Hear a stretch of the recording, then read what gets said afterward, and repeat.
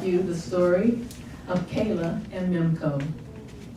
Kayla had dreamed of wearing her blue dress, but the day had not come.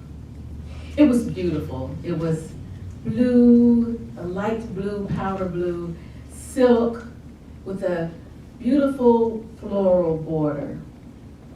But for now, it was folded into tissue and put in a box with sachets she had made from her garden petals, garden flowers, and tucked away.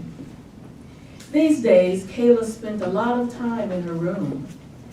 She often went over to the windowsill where there was more light with a box that she kept by her bedside.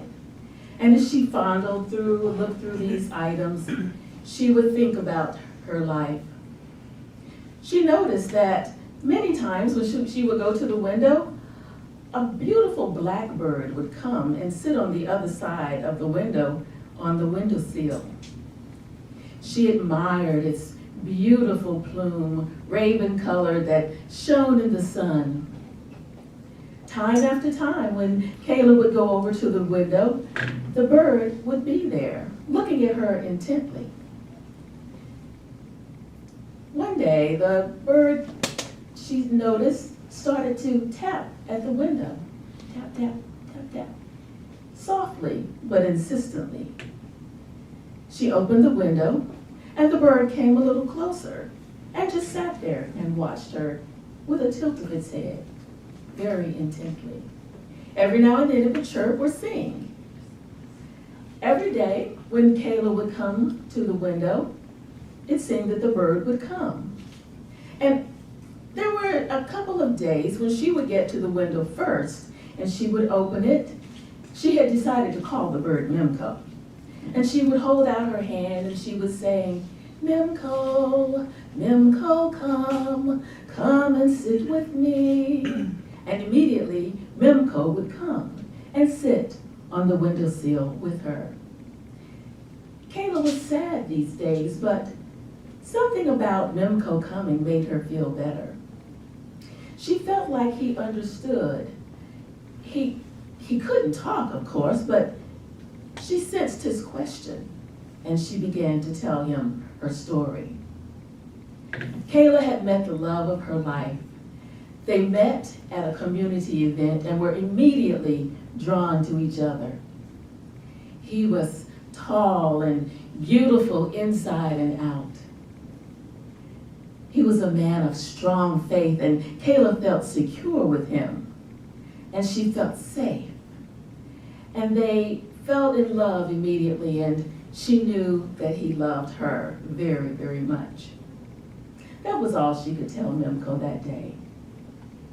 Another day, Kayla came to the window, and when she was ready, she turned and she opened it, and she held out her hand and she said, "Minco, Minco, come and sit with me." And Minco came. And then there was something about him that made her feel better, and she began to tell her story again. Thomas, that was his name, was a beautiful man. He treated her like a queen, and every day with him was fresh like spring. She knew that he loved her, she loved him, and he was at home when they met on leave from the military. They decided that they would get married the following spring, and they were looking forward to it, but Thomas had to go back to his unit to finish his service. She looked forward to the letters that she would get from him every week, and each one contained some money that she would tuck away for their wedding or put away for their new life together. It was a beautiful time for her. But unfortunately, a few months after Thomas was away and his unit was deployed, they went out on a mission, they were ambushed, and Thomas was killed. Her grief was unimaginable, almost unbearable, but her family and her friends surrounded her, and they prayed for her, and they comforted her, and they kept her held up, and she felt better. And she had her faith to help sustain her. She also had her box of memories to fulfill her. So when she looked at Minco, he tilted his head and she thought he understood. Well, Minco came back, and every day they would go and they spent lots of time together. Minco would come, Kayla would go to the windowsill and look through her box of memories. And she felt better, and she felt better. She began to go out of her room a little bit more, and she would meet Minco outside, and she would go out by the lake and sit down. She was an artist, and she loved to paint scenes of nature. And it was funny to see that Minco often was somewhere in the painting that she did. One day she went out to the lake, and she was sitting, and she had a picnic. She would usually take that out on the Saturdays. And she held out her hand and she said, Minco, Minco, come and sit with me. And Minco came, and he feasted on the nuts and seeds that seeds that she put out for him, assorted seeds. And she laughed as he swam and splashed around in the dish of water that she meant for him to sip on. And she enjoyed her sandwiches and salad. And she felt better and better each day. Now, it came that the anniversary of the time, the 1-year anniversary of the time that she would have gotten married came, and she decided to take out the beautiful blue dress.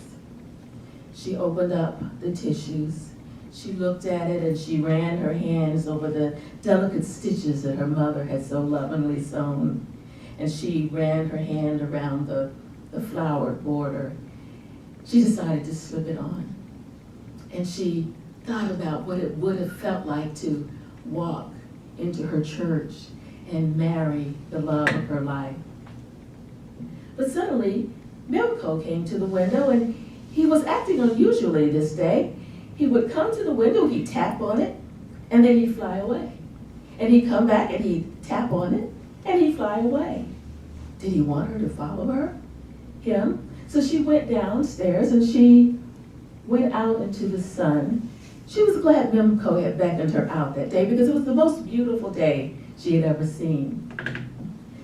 Minco went flying up high and fast. She ran to try to catch up with him. But he flew so far and so high that she lost sight of him. She sang, Minco, Minco, come and sit with me. But Minco didn't come.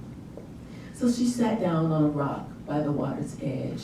And she thought over the year that she had spent with Minco and how much he had helped her to get through her grief.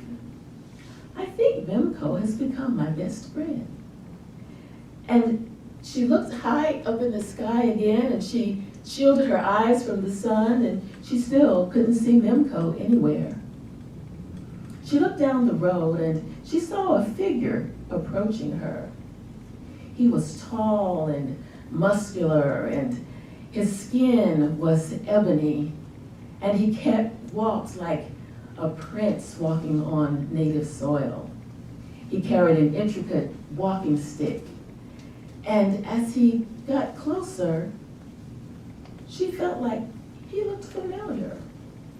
And as he got to her, he tilted his head and he had this smile that was so blinding that it just sucked her in, kind of like Thomas's smile.